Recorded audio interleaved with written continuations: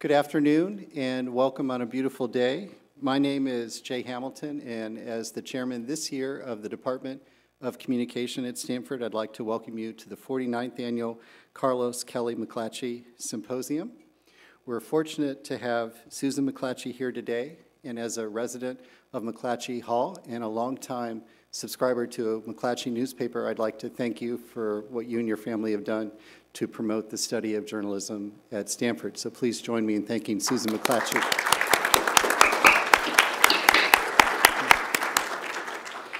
The title of this year's symposium is Corruption: Who Plays, Who Pays? Mark Dizzuti of the Communication Department. Mark, could you raise your hand? Mark designed this poster, and he chose unprompted a Thomas Nast cartoon of Boss Tweed from Harper's Weekly in the 1870s. And that caused me to think, why does Boss Tweed appropriately symbolize corruption? Boss Tweed, as you know, was a New York City and state government official in the 1860s and 1870s. He became synonymous with corruption and graft in part through his role in the construction of the New York County Courthouse. Contractors for that courthouse were told to take their bill, multiply it by 10, and then submit it, and that they would get their money and then provide him with a kickback. That kickback resulted in a house on Fifth Avenue and a summer home where the horses had mahogany stalls. So it was quite an effective bribery and corruption ring until the New York Times came onto the scene. And so at one point, the ring began to unravel, and the Tweed ring placed municipal advertising with the other newspapers in New York City, and they decided not to follow the story. But the New York Times did. They refused the municipal advertising. They were then offered a $5 million bribe, which was a lot of money back then, to not follow the story, but they turned that down.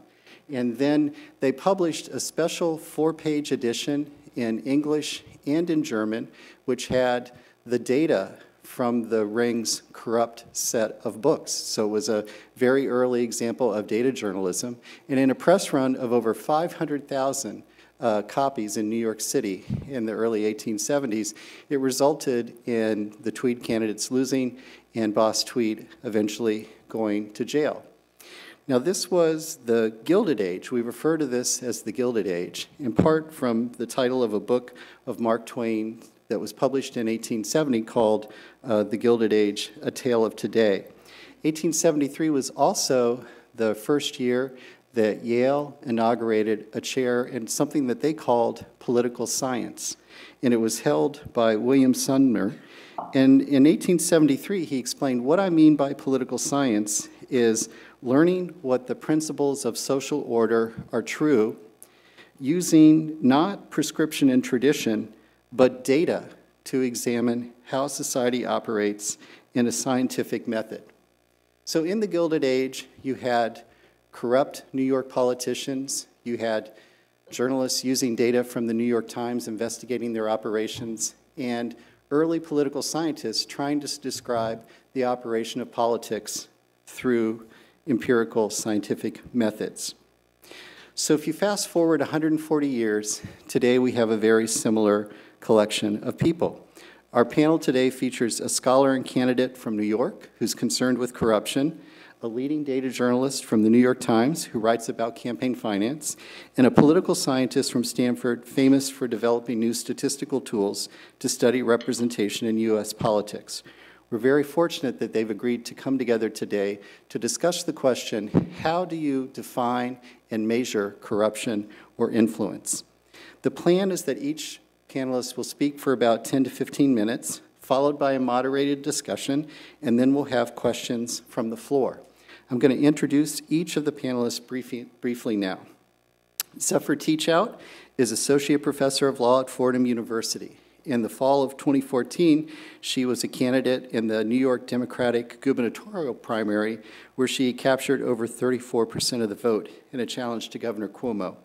Her prior work in civic affairs includes being National Director of the Sunlight Foundation and Director of Internet Organizing for the Howard Dean campaign. Most recently, she was the author of a book, and this is a product placement, called Corruption in America, From Benjamin Franklin's Snuff Box to Citizens United. I think this is a really stellar transformational book, and it was the inspiration for this panel, and I'm very looking forward to her talking about the book's themes.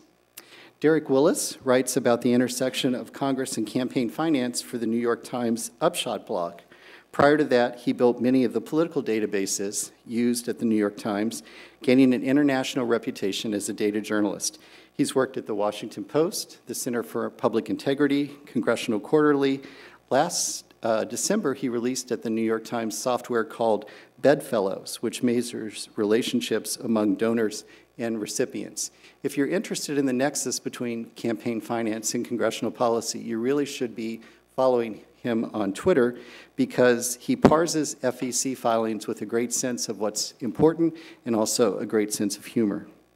Justin Grimmer is Associate Professor of Political Science at Stanford. He's an expert on American politics. He's the author recently of 2 books, Representational Style in Congress, What Legislatures Say and Why It Matters. And he's the co-author of the book, Impressions of Influence, Legislator Communication, Representation, and Democratic Accountability. He's famous for creating new methods for analyzing text as data, and you truly know they are new methods because he has a software patent on his textual analysis. Now, due to the vagaries of air travel, Zephyr Teachout is joining us today via the web, and so we're going to start first with her remarks. Please help me welcome Zephyr Teachout.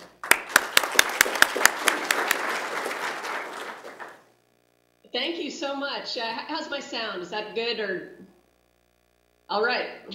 It's a real honor to be on this panel. I met Jay when I was at Duke actually several years ago and have admired his work for many, many years.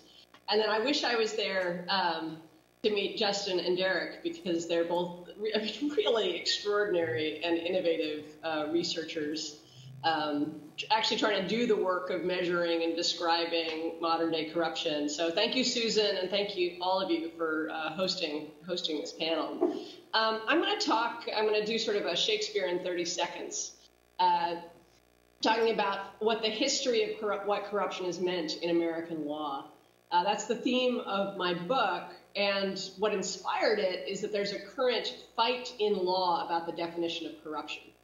You know how a lot of battles are fought at the dictionaries or core battles. Well, Citizens United, in many ways, people talk about it in terms of being a fight about whether money is speech or whether corporations are people. But I'd argue that, and in the text of Citizens United, you can see that one of the core questions that decided Citizens United was, what does corruption mean? What's the definition of corruption?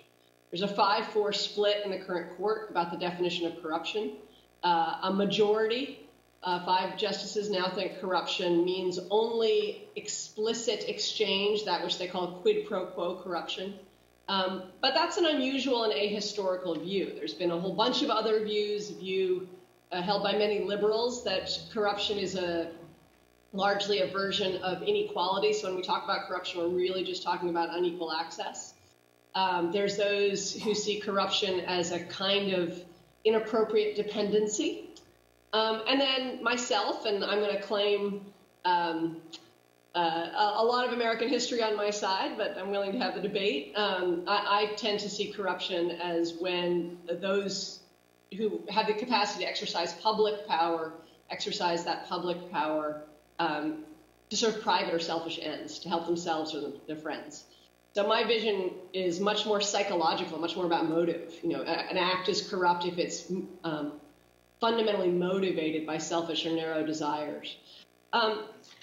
So where does this, going back in history, you know, where did I come up with this? I actually ended up starting by looking at the Constitutional Convention, and a third of my book is an exploration of corruption at the Constitutional Convention. And at the convention, what you see is that the framers thought and talked about corruption more than they talked about anything. They had a real anxiety, looking at Europe, that the fundamental threat to self-government was corruption, this kind of selfish, greedy behavior in public life. As one of them said, you know, England had it right, except for this corruption problem. It was the finest fabric that human nature had ever reared that was rent apart by corruption.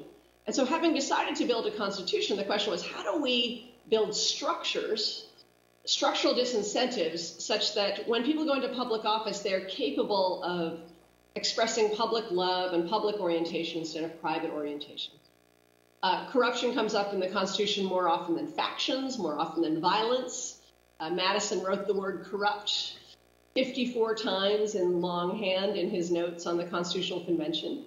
And when they were talking about corruption, we know they weren't talking about criminal law bribery, because there was no criminal law bribery as applied to elected lawmakers at the time. Bribery and extortion law both come from the law governing the judiciary and the law governing the executive branch.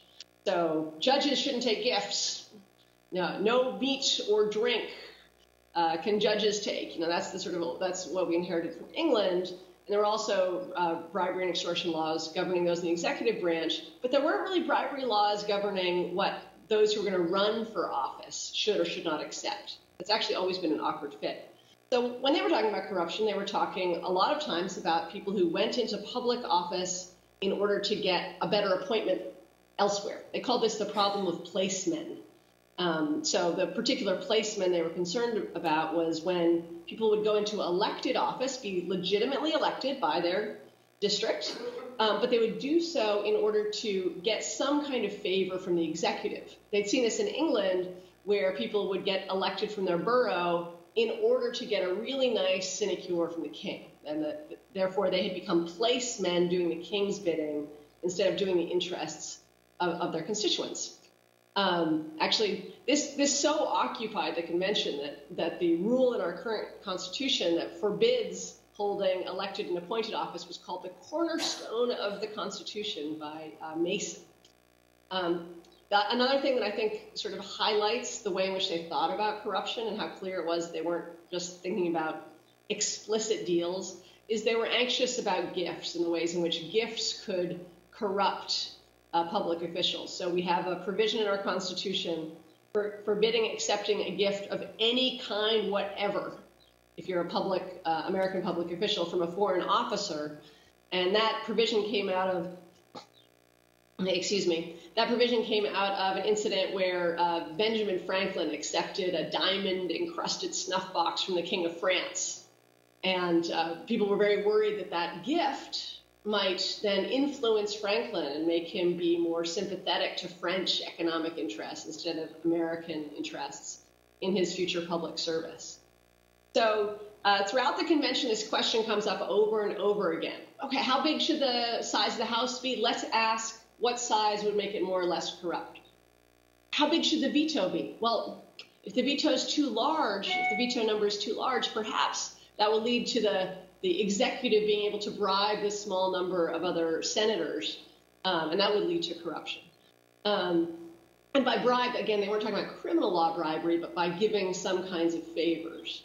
So throughout the convention, you see this, and then at the end, Hamilton, describing the convention, says, what we did is we built every practicable obstacle against corruption.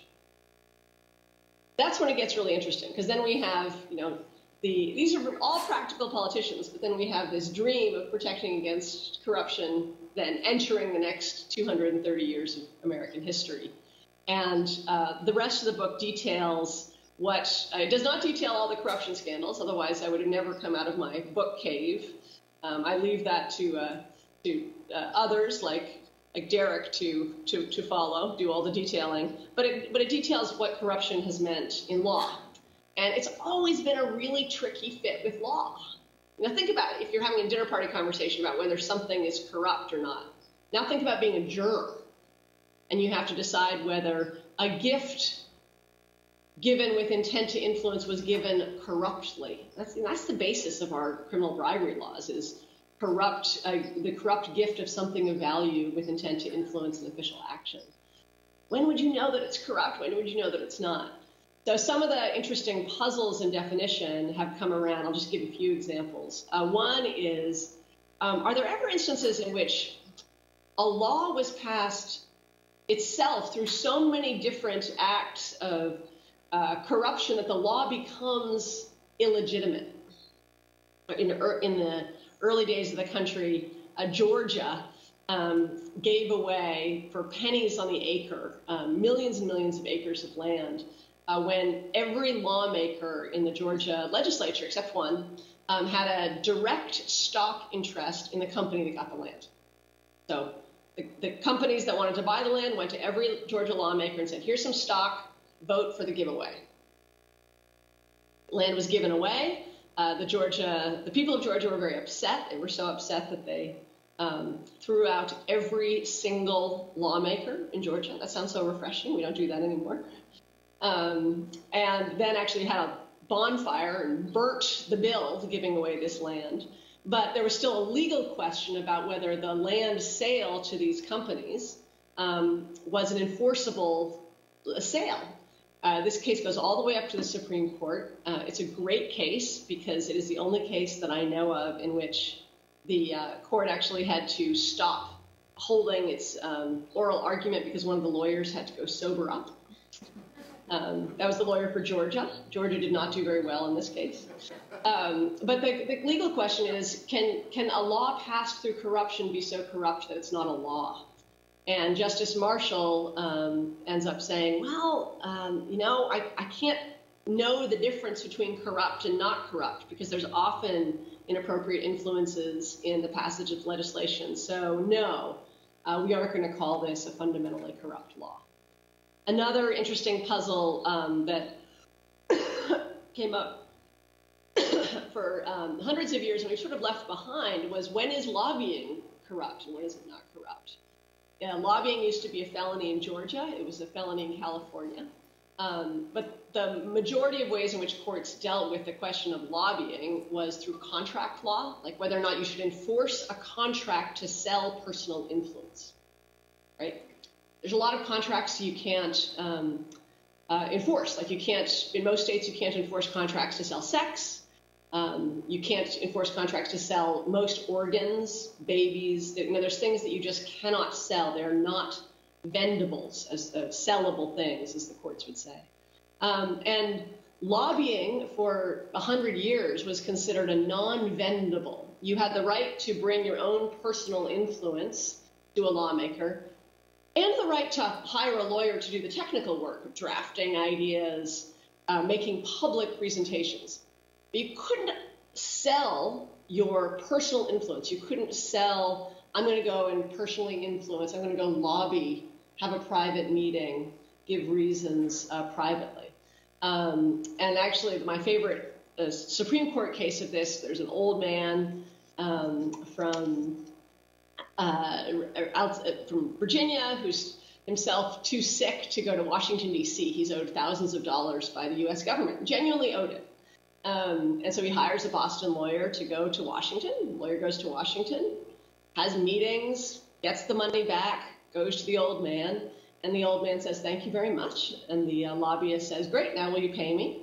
And he says, no, I'm not going to pay you. You know, that was a corrupt contract to lobby. We don't enforce these contracts. So the contract enforcement question goes to the Supreme Court, and the Supreme Court agrees with the old man. Says, in this instance, there's no evidence that this lobbyist did anything untoward. But if we allow, excuse me, if we allow this, this contract to lobby, well, the great corporations of our day will all hire adventurers to make their cases in the state houses of the country, and every right-thinking man would call that corrupt. So really into the 1920s, lobbying contracts weren't enforced because they were seen as fundamentally corrupt. Let's see, where are we on time? Okay, I know I'm going over a little bit, so I'm going to fast forward to the 1970s. There's this pretty consistent broad idea of corruption as being when public power is used for private ends until the 70s. And then that starts degrading in 1976 with Buckley versus Vallejo. But really, it's really since 2007. It's really in the last 8 years that we've seen a significant change in the court. And this court is the least politically experienced court that we've ever had. 2007 is the year after Sandra Day O'Connor left the court, and I'd argue that that's actually one of the key reasons we've seen a real shift in the definition of corruption. So 2007 is actually when I started writing my book. It's a long time ago. but because I started seeing the court say corruption is just quid pro quo. Anything else, actually Justice Roberts got really frustrated with the dissent, saying corruption could be influence or access or anything else but just explicit quid pro quo exchange. I can talk more about what happened there, and that leads to Citizens United and then McClatchy versus FEC. And basically the court in those cases says, Congress, you cannot pass these laws that implicate First Amendment interests because these laws limiting corporate spending, or in McClatchy versus FEC, limiting aggregate individual spending, don't serve an anti-corruption interest, because there's nothing corrupting about independent spending. There's nothing corrupting about influence. There's nothing corrupting about buying access. Obviously, I think they're wrong, but I guess I would just end by saying I think the implications then move beyond what I think are already fairly grotesque implications that we see in our politics, in our direct politics, where we see the rise of super PACs and outside spending and the real erosion of parties. But they also then affect our language and our reporting. Because if what corporations are doing is not illegal, then it's harder to get the same kind of outrage around them. And I actually think reporters do a fairly good job of continuing to push on that. But there's a sense, I get it all the time when I talk about something that I see as corrupt, as a reporter will call me and say, but is it illegal? I'll say, oh, it's not illegal, but it's still corrupt. And that because we use legality sometimes as a touchstone for what constitutes a basis of legitimate outrage, we've actually allowed the Supreme Court not just to allow corporate spending, but to redefine our public morality in other ways. I really look forward to hearing the other contributions and to engaging in the discussion. And thanks for helping me do this from a distance.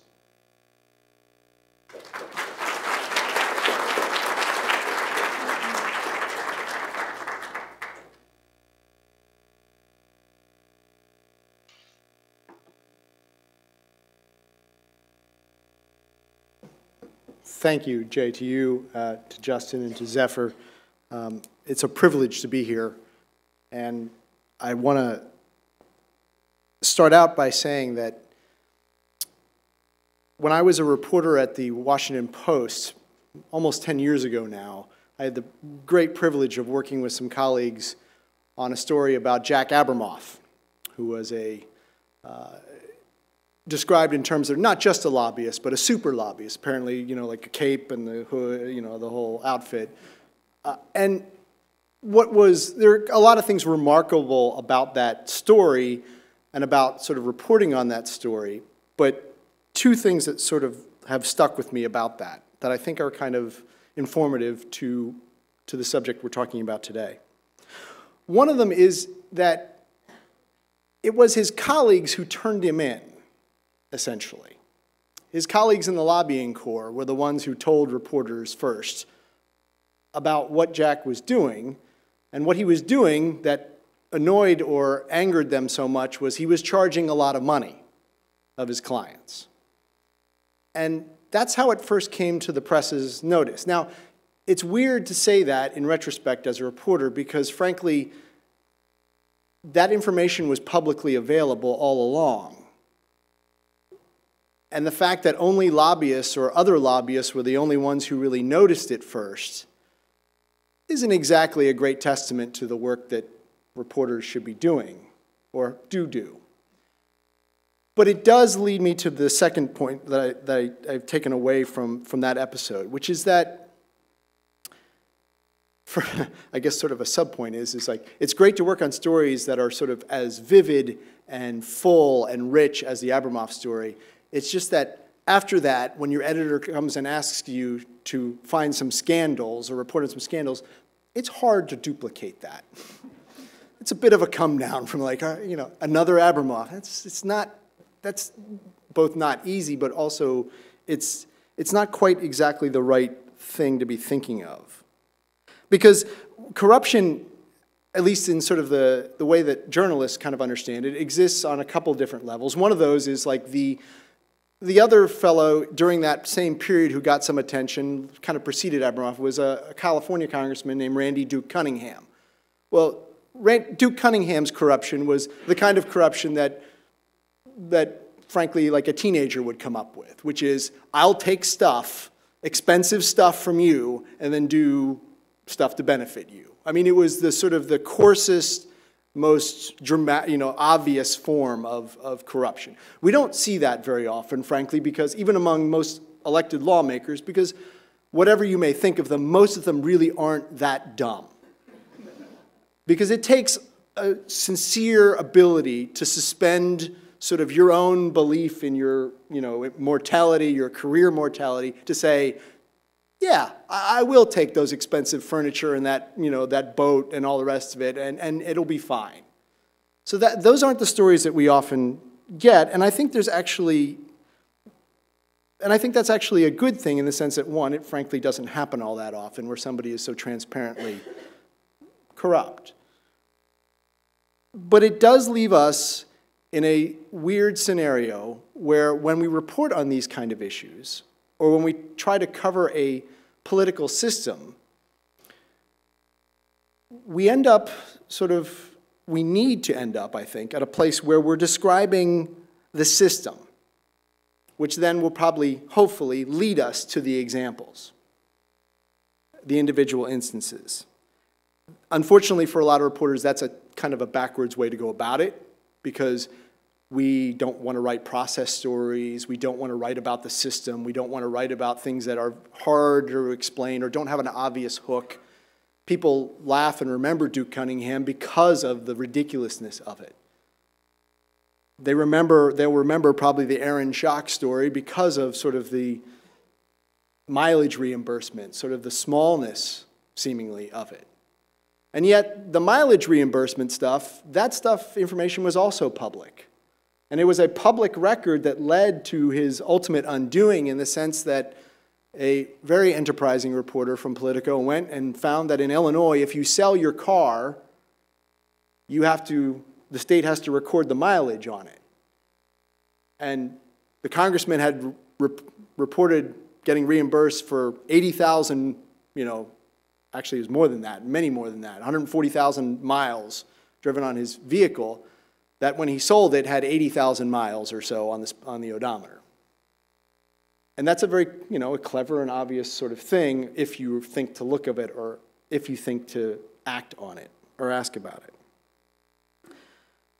I like process stories. I'm a little weird in that regard, but I like process stories because I think they help describe systems. And systems are what we're dealing with here, I think. I think to chase the Duke Cunninghams of the world is good sport and entertaining and sometimes informative, but I think describing the systems of government and of politics that can create the opportunities for elected officials to act in their own interests, or to do things that otherwise might be seen as somewhere on the scale, as Zephyr was saying, from abuse of office to outright corruption or bribery. So I've tried to, over the last couple years, really focus on modeling or trying to create a model of how our systems work, how, like, for example, in the realm of campaign finance, how that process, the whole process works. And that's why I have, as Jay mentioned, generously and courteously, the odd habit of putting weird things that I find in Federal Election Commission filings on Twitter and other places. And I do this not to, yes, I do some of it because some of it is very silly, but also because it describes a system that allows for a certain expansion and overfilling of beyond sort of existing rules or existing practices. And I want to give you an example of one of those, a fairly recent example. I don't have any evidence at all, and I don't believe, from what I remember of him when I covered Congress, that David Obey, a former Wisconsin congressman and former chair of the Appropriations Committee, no evidence that he was corrupt or anything like that, and I don't mean to suggest it. But when he was winding down his campaign account, he found that they had sort of misplaced $50,000. Over the years, it had just kind of gotten lost somewhere. And he had less cash than he had told the FEC about. And the reason this occurred, although they actually don't know the absolute reason it occurred, but the explanation they provided was that before 2008, his campaign filings were essentially, his accounting was done manually. Like there was no computer software, there was, you know, sort of a one person who wasn't an accountant doing it. And when you have people doing things routinely over and over, mistakes will be made. Things get out of whack. Things, you know, veer off course sometimes. Sometimes that's unintentional, accidental. But sometimes, when you sort of live in a system long enough, you learn what the rules are of that system and what the practices are of that system. And I think the case of, you know, Congressman Schock is you know, probably a case of someone who is very comfortable within that system, who had learned sort of what he probably presumed was permissible. And again, it doesn't necessarily speak to corruption, but certainly it spoke to an issue of, well, that's not what we expect of our elected officials. As much as we may like Downton Abbey, we don't expect necessarily you to spend your office money decorating your office to look like, you know, one of the great houses of England. So what I will talk about, I think, a little bit more, either in the questions and definitely tomorrow during that portion, is this piece of software that we released last year called Bedfellows. What it does, it's a very simple thing. It tries to define the relationship between a donor and a recipient. Because that's what made Jack Abramoff valuable. That's what enabled him to charge large fees to his clients, was the value of that relationship. And I think that the more attention we spend as reporters and as the public on the relationships that define our system of government and our system of politics, I think the more that we'll be able to, one, have a better idea of what this system is and how it works, and we won't be as surprised maybe next time. Maybe we'll be the people to find, maybe, you know, non-reporters will be the people to find the things that lead to, you know, changes in House rules, or they lead to a congressman stepping down because he spent his money badly or sought improper reimbursements. But I think the idea of pursuing these quid pro quo things, I mean, I love the idea as a reporter, but I've kind of given up on it in a certain sense, in the sense that going after individual targets of quid pro quo is not only hard, but it also misses a larger point. It misses the larger point that these cases usually don't arise simply from one person's inspiration, or their greed extends beyond all of their colleagues and all the other politicians. It's because they operate in a system that has rules, sometimes rules that they set themselves. And that studying that system and being aware of the nature of those relationships and how they change, I think gives us our best chance to track not only what our public officials do poorly, but what they do well. So I'm happy to take questions later. Thank you. Thank you.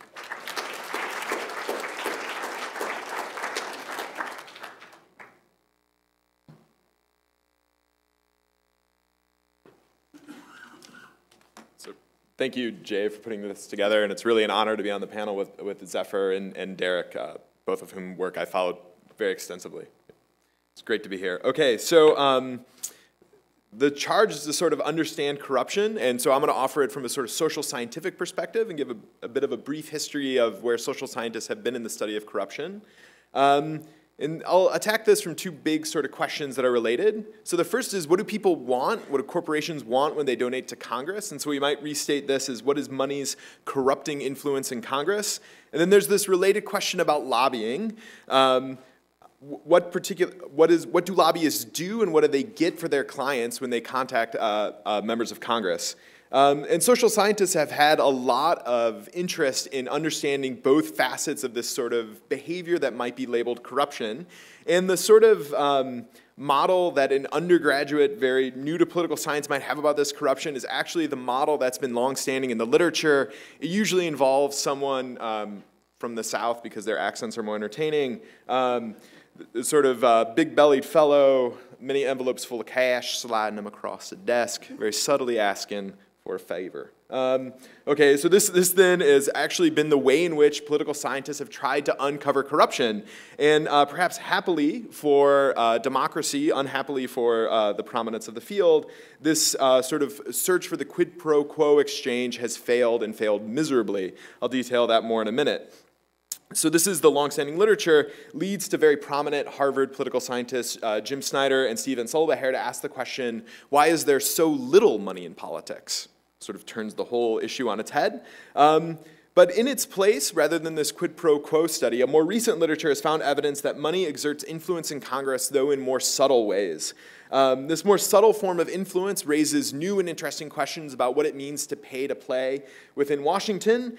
And I think, importantly for the subject of this panel and for what this workshop's all about, it leads us to get a better understanding about what it means to detect the sort of things we might label as corruption. The conclusion, to give the punchline away from this research, is that corruption happens beneath the surface. No one is sufficiently, as Derek put it, stupid, or very few people are sufficiently stupid. Some, right? Sort of like definition. To do this in such an obvious and transparent way. Rather, what happens is that this goes on beneath the surface in ways that are difficult to detect and in ways that are oftentimes just on the razor's edge side of legal. And so if this is where this is happening, this is where we have to go to find it if we want to study this sort of influence. This subtle form of relationship raises lots of interesting normative questions, some of which I'll hint at and I would love to talk about during Q&A, but not really how I pay the bills, and I'll probably do abuse to them if there's any philosophers in the room, so I'll save it for Q&A. Okay, so to give a sense of where political science quantitative research was for about 30 years, we can go to the roll call vote. And the place where we've tried to find this quid pro quo relationship is in a relationship between the donations that corporations make to members of Congress and, in turn, how legislators vote. And the idea behind this literature was, well, we can merely put together a data set of how legislators are voting, correlate that with a data set of donations made to that legislator, and if we find some sort of positive relationship, aha, we have uncovered this sort of quid pro quo exchange, an open market for votes. As this literature shows, though, it's not so easy to find this relationship consistently. And then in retrospect, though, perhaps it's not surprising that there's not this strong relationship between what corporations are giving and how legislators are voting. So the first thing is voting is essentially the most public activity that legislators do. If legislators go out there and they cast odd votes or votes that are obviously in response to some donation they received, or if they're sufficiently brazen to set up this open market for their vote, they'll be caught and caught quickly. This will be an easy sort of detection. You don't have to be intrepid and go to Illinois and look at odometers. You merely have to watch C-SPAN, right? So it's unlikely to be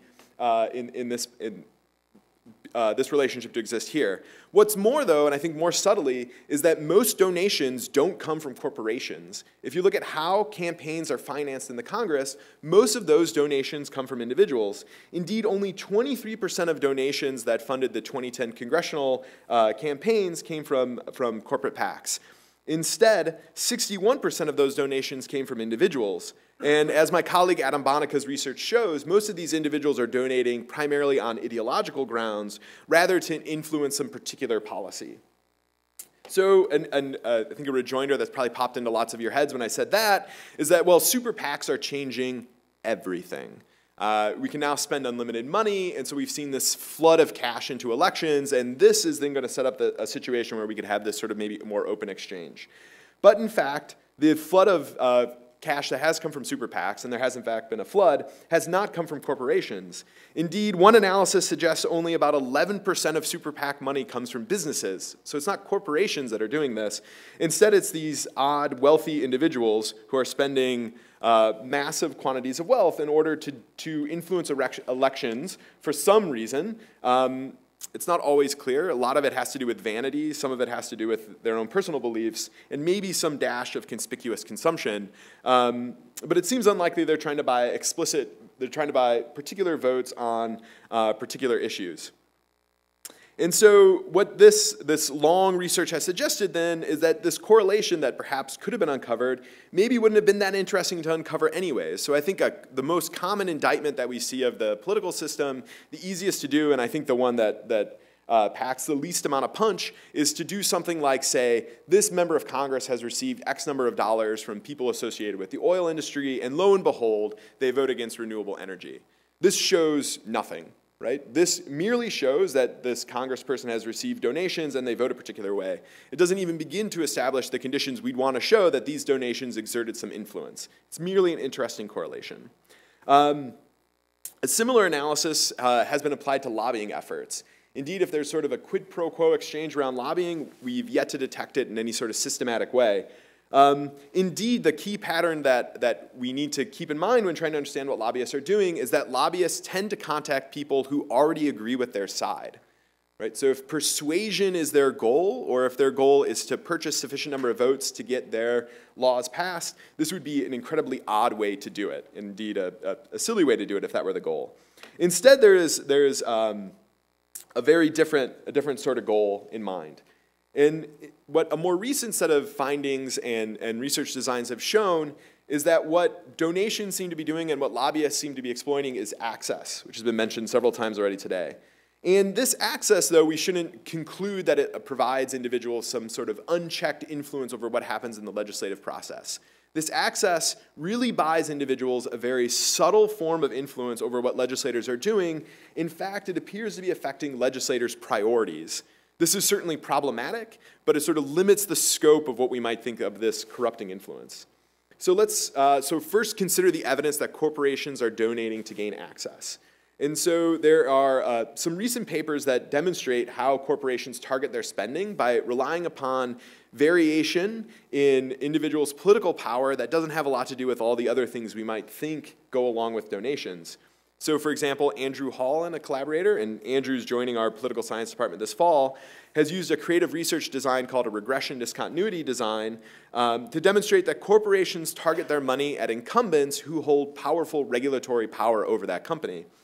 In research that I've done with University of Wisconsin professor Eleanor Powell, we've shown that having a committee seat in Congress with regulatory power over a corporation can cause a substantial boost in those cooperations. And that as soon as that seat is lost, even if it's merely for procedural reasons in the House, there's an immediate secession to those donations. So this seems to be consistent, this sort of donation behavior is consistent with corporations seeking an immediate sort of access to the member of Congress. It also appears that individual donations provide a similar sort of access to members of Congress, even if those donations aren't made with this initial intent. So David Bruckman, another person joining Stanford, he is going to be at the Graduate School of Business starting this fall, and his collaborator designed the best experiment that I've seen in 10 years. It's outstanding. Okay, so here's the idea, here's the setup. So David works with this liberal group, and they're going to create contacts between that member of Congress and a group of constituents in a district. What Bruckman varies in his experiment, about half the legislators receive an experimental treatment where they're told a group of constituents want to talk to them. Another group of legislators are told that a group of donors want to talk to them. As you might expect, there are qualitatively distinct different ways in which these two groups are treated. The donors receive access to to officials with higher status in the office and have a faster response time than those who are identified merely as constituents. So donations seem to provide access, and lobbying also seems to be based upon the relationships that lobbyists have with congressional offices. So a group of LSE economists have shown that after a senator unexpectedly leaves office, those lobbyists with a strong connection to that office, that is, they've served in that office before, experience about a 25% drop in their revenues, generated revenues. So taken together, what does this mean? Well, this I think can be nicely summarized with the subsidy theory of lobbying and access as advanced by Richard Hall, a University of Michigan political scientist. And so Richard Hall's argument is that these sorts of donations, this access, these relationships provide lobbyists the opportunity to offer legislative offices a subsidy. So lobbyists will walk into the office, the lobbyist will say, I want to work with you on a piece of legislation that you in this office also care about. And I'll give you some of the power of my lobbying group. I'll help you to construct a press plan. I'll help you write this legislation, help you think about how to market this to your constituents. This, of course, isn't a subsidy that's transferable. The legislator who wants to get things done accepts the subsidy and then prioritizes the thing that the lobbyist is offering. What's the effect of this? then it bumps up this thing that the legislator wanted to do anyways and puts it at the top of the legislator's priority list. But what could be the harm in this is that the lobbyist isn't out there advocating for the general interest of the public good or for more stuff for poor kids. It's usually somebody who has lots of money and would like to have more money. And so this can be problematic, though it's not necessarily problematic, right? This isn't necessarily in direct contrast to the public good, although we can imagine lots of situations where it would be. Okay, so taken together, what do the social sciences teach us? Is that money has the really subtle influence on politics, and it really, to find this influence, we need to find instances where money can affect legislators' priorities. Then another lesson then is if we're going to uncover this, we have to be creative in our research designs. We have to identify data that aren't so easily available. In short, we have to go beneath the surface where the corruption's actually happening to identify the influence of money in politics.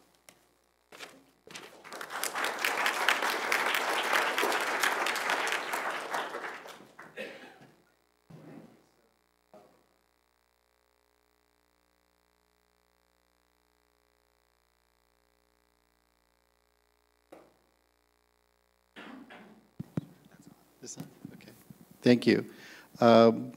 Is Zephyr? Hi, Zephyr. Hi. Hi. So picking up on Justin's last point, you have a great quote in from your book on page 249 for those who are watching at home on video. You say, lobbyists and donors are part of creating what Lawrence Lessig calls Riley a gift economy, an economy where gifts given without particular legislative goals become the vessels through which power is traded. So I wanted to ask you if you think those trades in the gift economy are corrupt, and I think I know the answer, but professors always ask questions they know the answers to. If you think those trades are corrupt, would you outlaw them or would you shame them? Well, a lot of them are, at least to a corrupt system. And, I love both the presentations. I have so many different reactions. But one, Justin, is I don't think of priorities as being a subtle or small thing. And this I speak of as somebody who at least briefly has been involved in politics, or, on and off. Priorities are everything. Priorities are, it's cheap to say you support something. But actually doing the work to get it passed is everything. So when I think of power, I think of priorities, not as a secondary issue, but as a primary issue. I know Justin, I'm sure, knows this, and Derek, but if the audience doesn't, the great lobbyist saying that if you're not at the table, you're on the menu in Washington. So I just had a quick point to Derek's fantastic presentation, which is I agreed with everything you said, except then you said, but what I'm talking about, it's not necessarily corruption.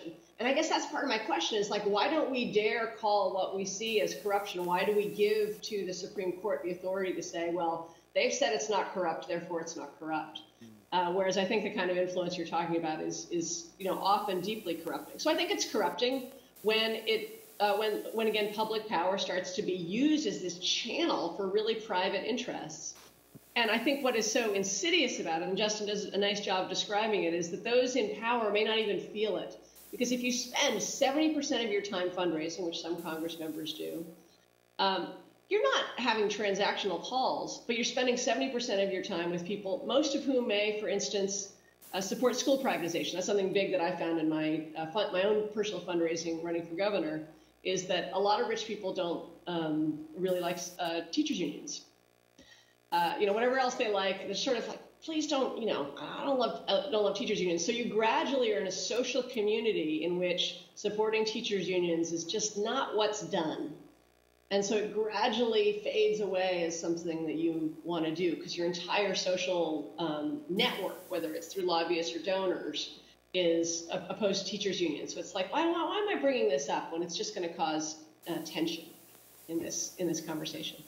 And so I think then what the lawmakers become vessels of a corrupt system. In some cases, they are themselves, I think, deeply corrupt. And again, since I focus on motive, I think it's when the lawmakers in some ways are aware that they are compromising themselves for a future job. You know, they're going to leave Congress and go get a lobbyist job, or compromising themselves for a donation.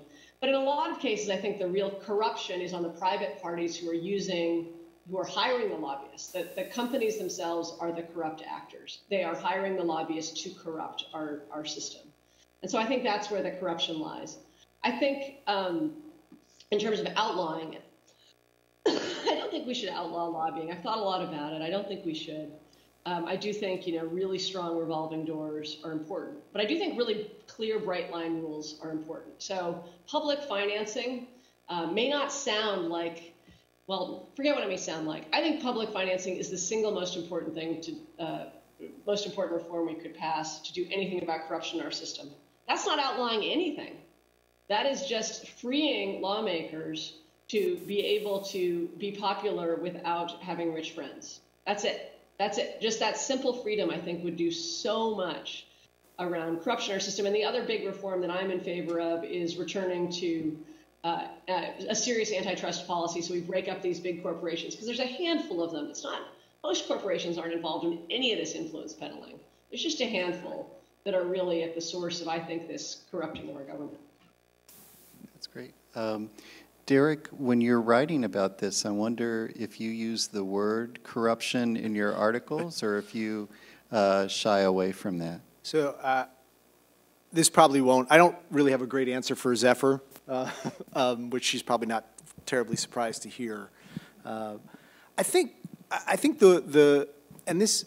and I apologize if this sounds a little weaselly, because it probably is a little weaselly, but I really sort of sincerely believe that to call something corrupt means that you understand what's going on. Like, you really understand what's going on. And I think that in many of these cases, even the reporter, or maybe even especially the reporters, don't exactly understand the entire system very well.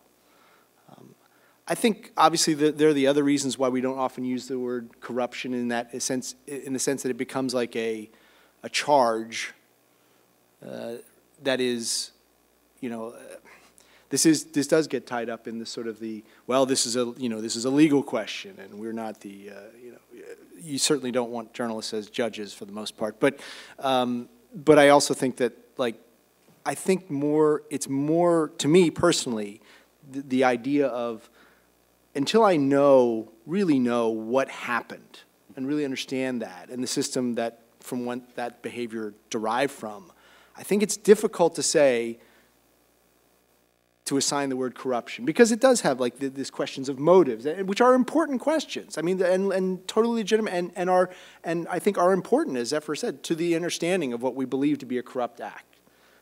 Because I can think of plenty of instances in which members of Congress compromise themselves in some way that is not sometimes that is not even in their interest in some respects. I can think of people surrounding lawmakers on the House floor when the vote is tied, and they need the leadership needs that member's vote, and that member doesn't want to give it because they know it'll be harmful to their reelection, but does, and then pays for it. Well, they have compromised themselves in a certain way.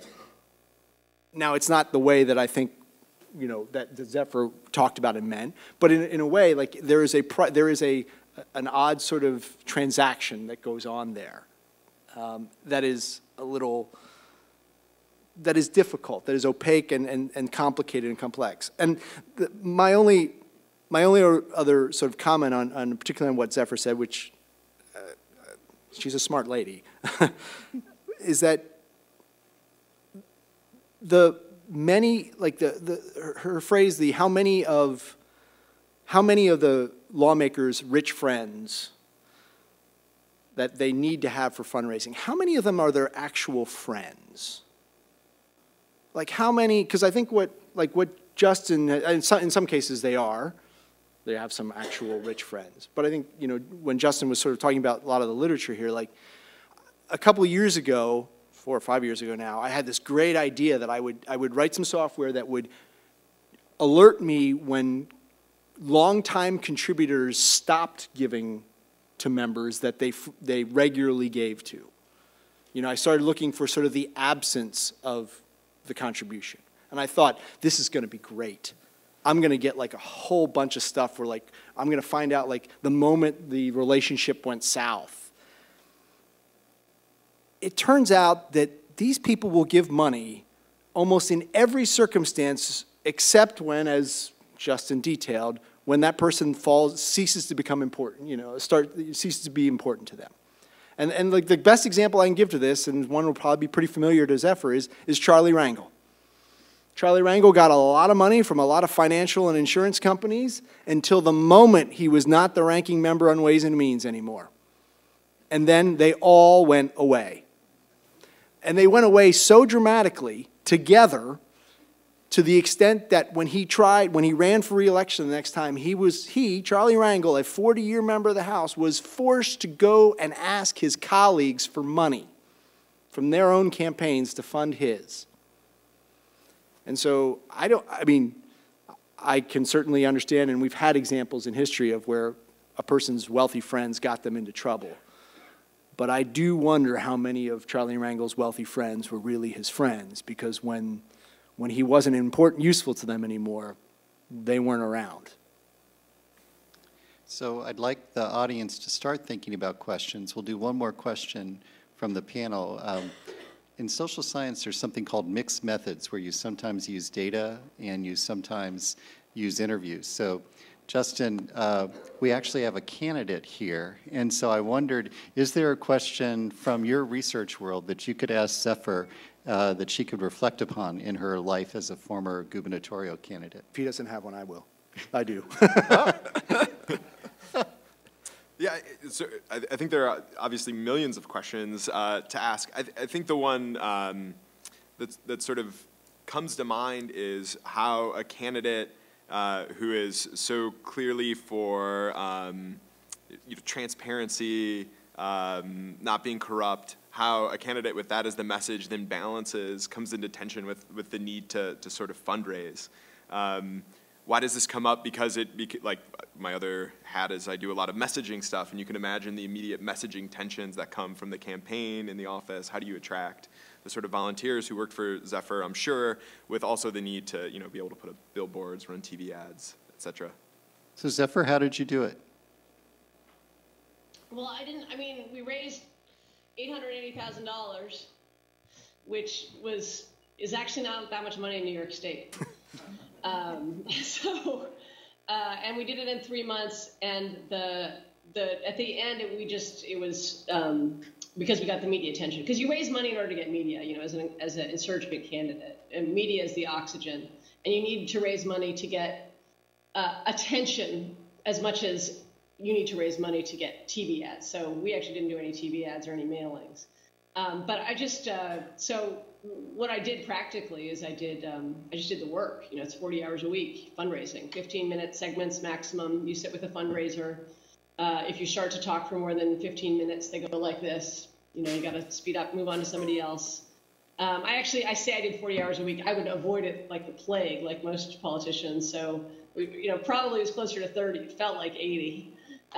Call time, and then. That's just what you do. So in terms of messaging, how do people run as reformers in Russia? We have a huge burden, but it's not as big of a burden as running as a reformer in other countries. So I sort of accept the system that we have, and that I'm set and determined to try to change it. And I just briefly want to respond to Derek, because I totally get where you're coming from. I'm sorry that I'm a pain in the ass about it. We both are. We both are.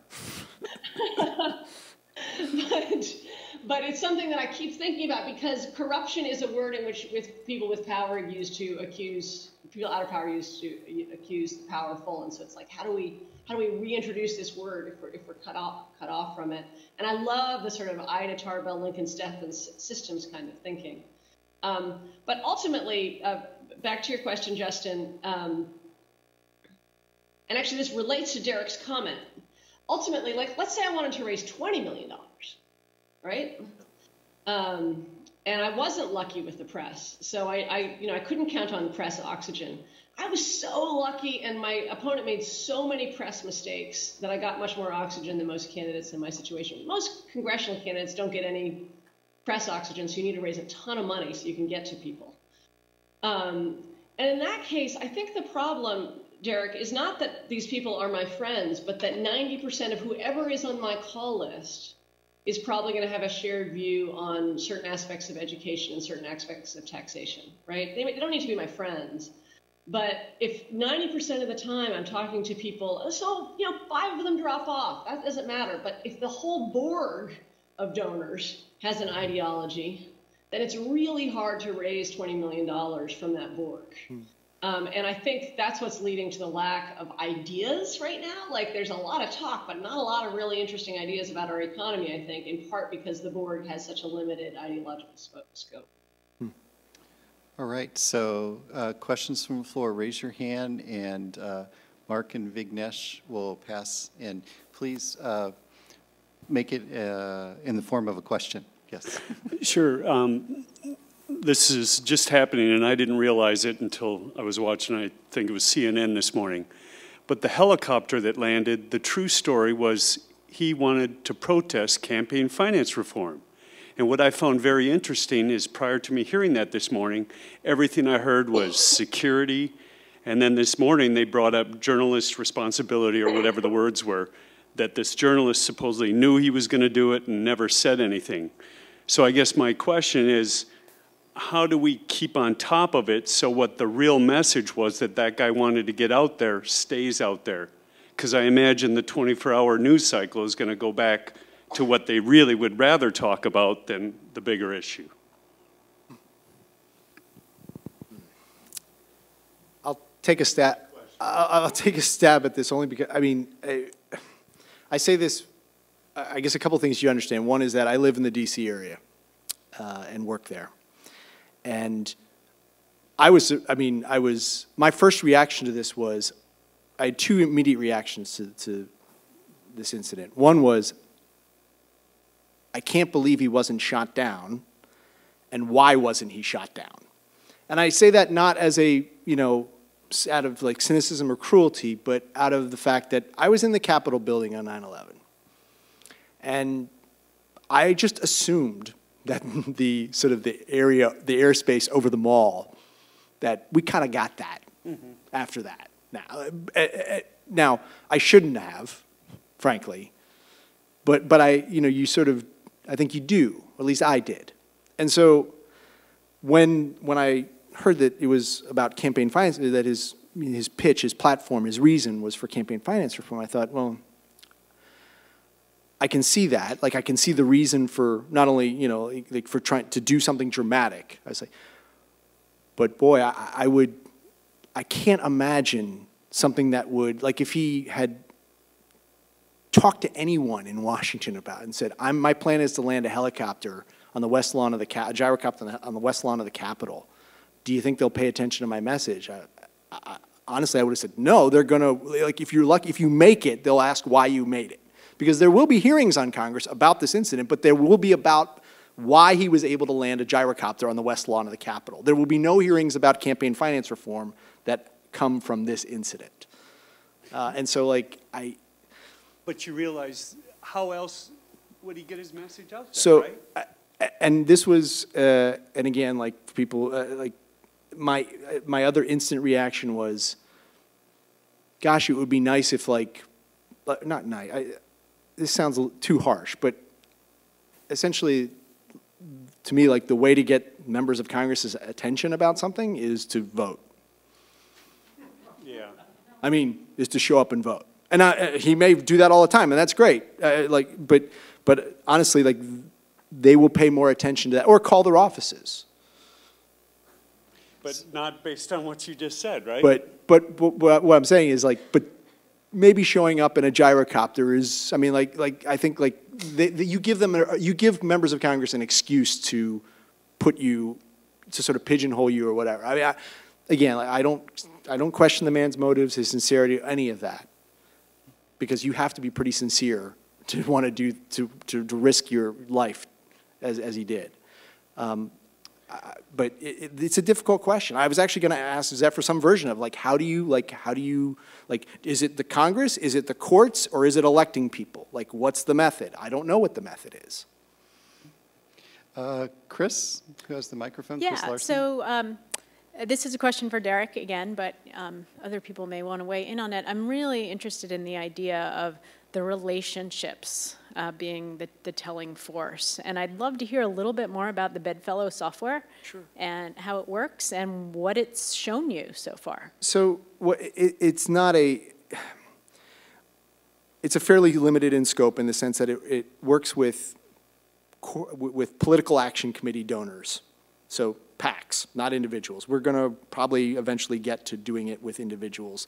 The trouble is with individuals is there's no unique ID for everybody, although Adam Bonica is working on that. So that will come. The concept is basically is sort of finding how strong a relationship is between a donor and recipient based on things like frequency, when during the cycle they give, how much money they give. Because none of these things, as I think Zephyr's experience will reinforce, none of these things occur by accident. There's very few people candidates who open up their mail and get a check that they weren't expecting to. I mean, it's nice when it happens, but that's not how it works. That's not how you don't plan for that. You don't count on that. So the idea is essentially to assign a score.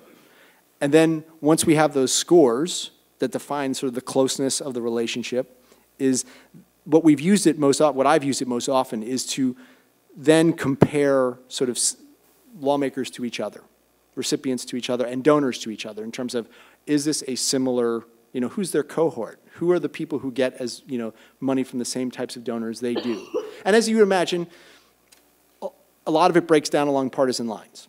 Like Republicans get money from certain types of PACs and Democrats from other types. But there are some very interesting sort of nuances to it. And obviously there's nuances within each party. But when I was first sort of even just kind of playing around with it, what I noticed was that at the time when Eric Cantor was still the House Majority Leader, the most similar recipients to him were all House Republican leaders.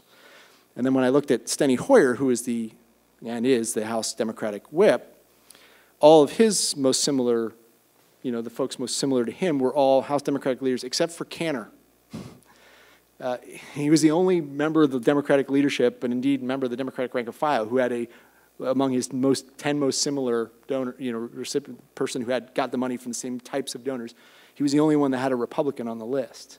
And it's sort of, as someone who knows, has covered Steny Hoyer, it kind of confirms some things that I would have thought. But on the other hand, I was a little surprised to see it. And I think that's the kind of thing where I want to be able to use it to place people in a proper context of who their supporters are and who their congressional cohort is. Because it's particularly in the House, but also in the Senate, it's very difficult to do things when you're one person, unless you're the Speaker or the Majority Leader. But other than that, you need allies.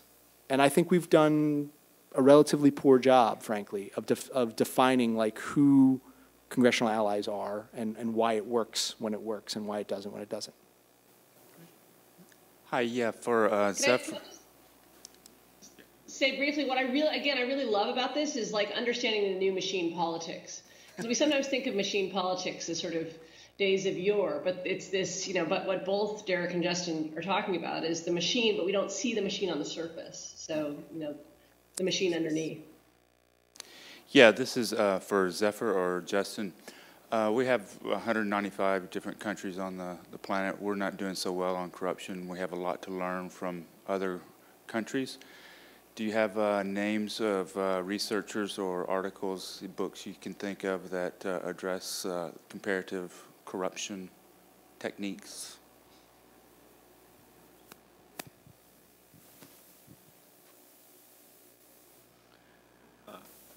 You want to take it? I'm an Americanist.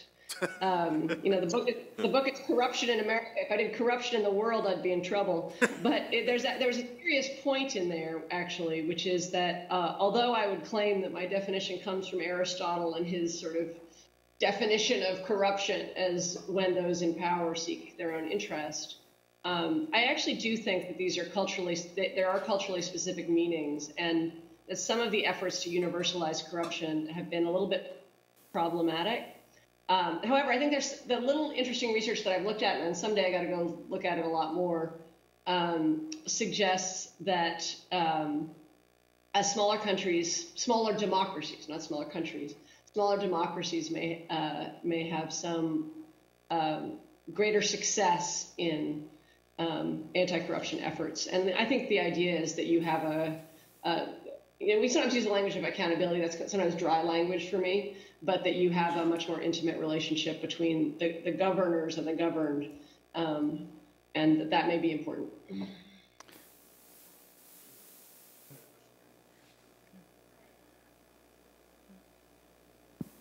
All right, hope it's working now.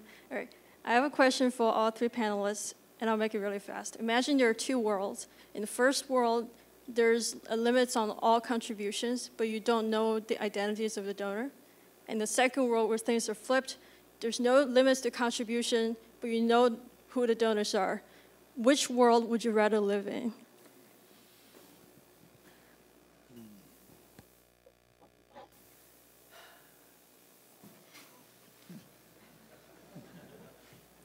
You guys go first. I'm still trying to work out the math.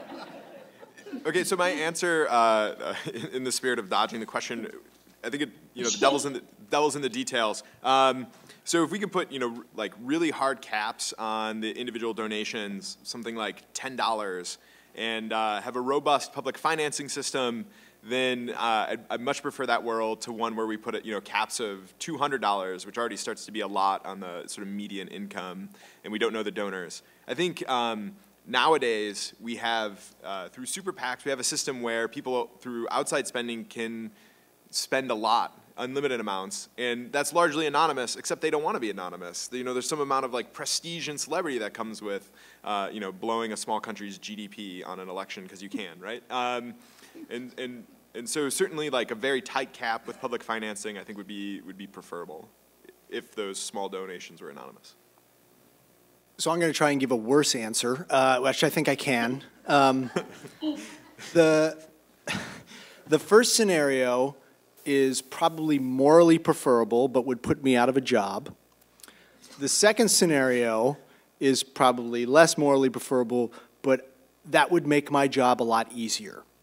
And frankly, I mean, the serious part about this is like Virginia has, at the state level, the second system. In Virginia, you can give anyone, anything, I think any dog, whatever, can give anything with a checking account, can give any amount of money to any candidate or any committee. And Virginia is not a state that is shy of wealthy people. And there are some very large contributions in Virginia, political contributions in Virginia.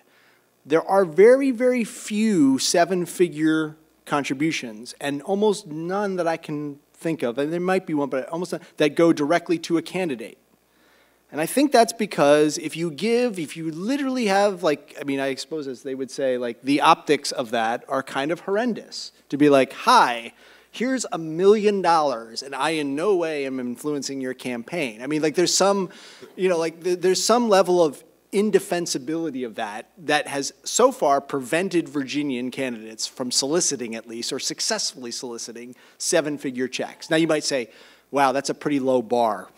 Like, yay, we cannot have seven-figure checks. But to me, it does suggest that there is some social price that goes along with making large donations, or that can occur. Now, that may be, there's all kinds of weird things involved with that are, in terms of vanity. There are people who just simply don't care and be happy to write $1 million checks. But it tells me that, like, there are at least, I guess my, sort of like my ultimate answer is, I hope we don't need to choose between those two, and I don't think we have to, in the sense that I think that there are still enough people that we don't have a scenario in which people write $1 million or $5 million checks to hand over to a candidate. Zephyr?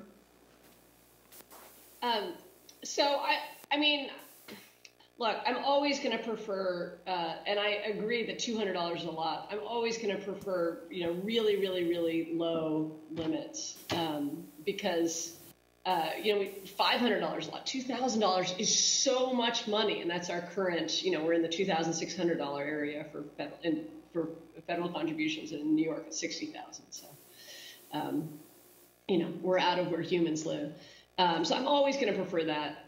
I'm going to give a worse answer, though, just to try to because there have been a lot of proposals to say if we could just make contributions anonymous, and that would be, all contributions anonymous, then we would get rid of some of these problems. And to that, so I'm going to answer the question that wasn't asked. That's why it's a worse answer.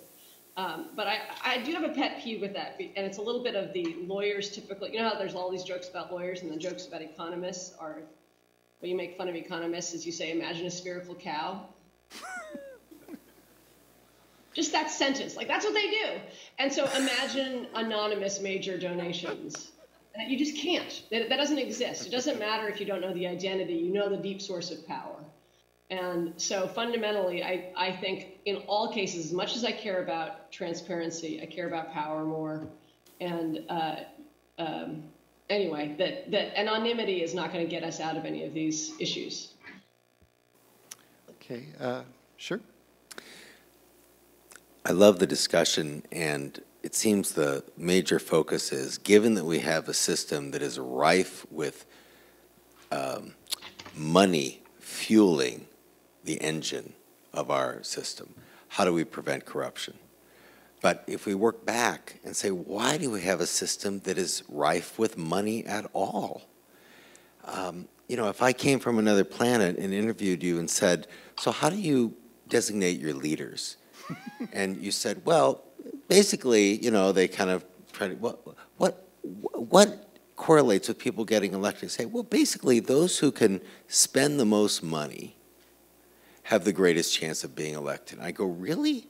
So the wealthiest are those who have access to wealth? What kind of sense does that make for providing for the common good? So my question, you might say, what's the question, is if we step back a moment and say, how do we provide for the common good through the three branches of government? That is the role of government, I'm going to say, is to provide for the common good. What role should money play anyway? And I'm going to ask you to set aside free speech, because I think that's a red herring. I know that's the preferred solution, but I want to hear the other answers. Zephyr, I think part of your book in the last chapter is about that. So could you take that? Yeah, I mean, I couldn't agree with you more. I feel like actually we've had, so money in politics is, money's always going to play a role in politics. It's just going to. That's not the question.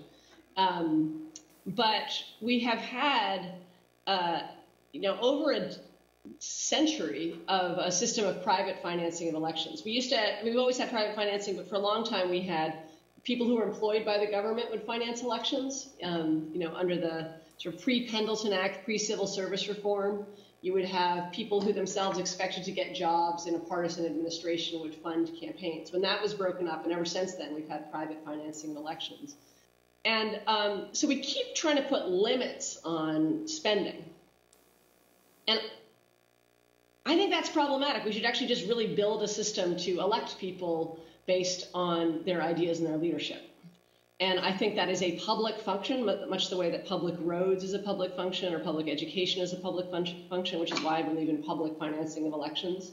And then the only question is, how do you finance elections in a public way, in a way that doesn't cost way too much money? I think right now it's costing way too much money to do it privately. And in a way that allows for the most opportunity for robust debate, real engagement, a real sense of who provides the best leadership opportunities so the public can then be represented. And I actually think we have those systems. So I really believe that a public financing model like New York City or like Connecticut, Maine, Arizona is the key. But it has to be universal because everything is entangled in the machine way that Justin and Derek are talking about. You can't just have it at the city level. You need it at every part of the country. So I actually, for all the difficulties, I actually think there is a present amazing solution is ban private financing by enabling public financing of elections. And what that means for those of you guys who don't understand is I would need to show some modicum of support. I need to show maybe 5% of the constituency that I want to represent is willing to give me $1, or 20% will give me a signature, something like that, before I can get the funding from the state. Other questions?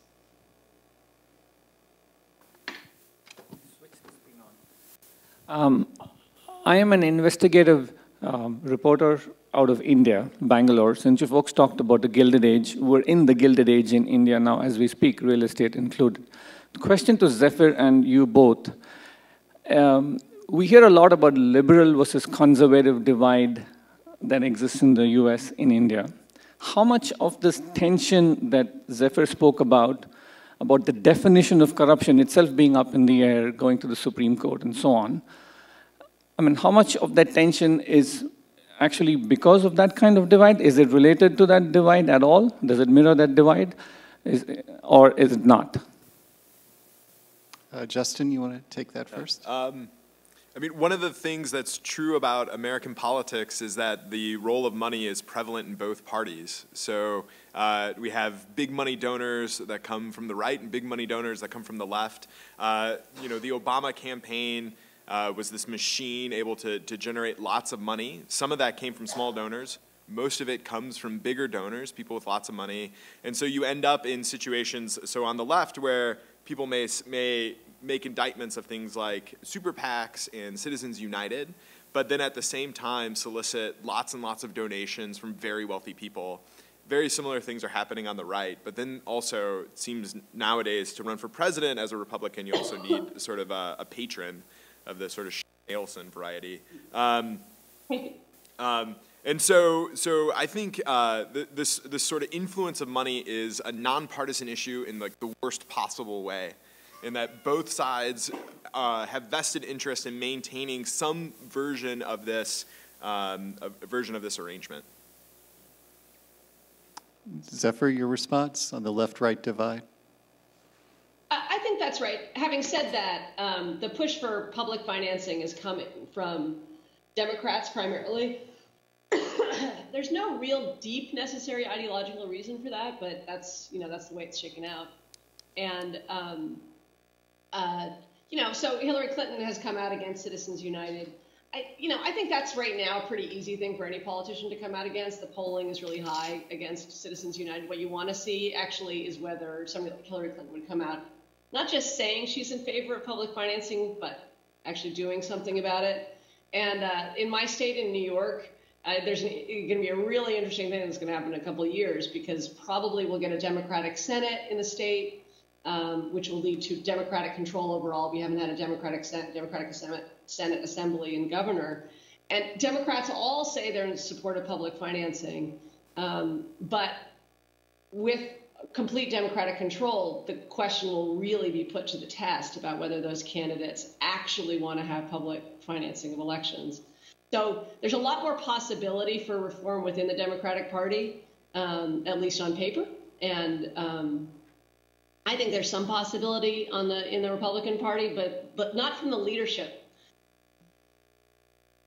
And the only thing I would add is that there is one other circumstance that sort of renders that left-right divide somewhat less relevant, and that is like widespread or a large enough scandal in which people just sort of say like commonly, collectively revolt against, or a sense of revulsion that is so deep or pervasive that it immediately triggers, like it becomes something that legislators have to do. That doesn't happen very often. I mean, you could say thankfully that we don't have major scandals very often, but that is one sort of effective method. The other slightly related but less effective is that when lawmakers themselves feel threatened by an aspect of the election system, they will respond. And the best example of this was the 2000 Republican presidential primary and the Republicans for Clean Air group that some Texas folks funded ads to run against John McCain. And within, essentially upon their return to the Senate the next year, within weeks, a matter of weeks, the Senate was considering a bill that would require disclosures of donors to the kinds of groups that Republicans for Clean Air set up. So like the threat that it could happen to me has a way of sort of focusing the legislative mind on occasion, but that also can, that's usually when something completely novel or fairly novel happens within the system. It's not something that essentially would happen on a sort of just out of an outgrowth of what commonly occurs. So I never thought of the Teapot Dome or Watergate as a hopeful note to end on, but I think we're out of time, so please join me in thanking the panelists.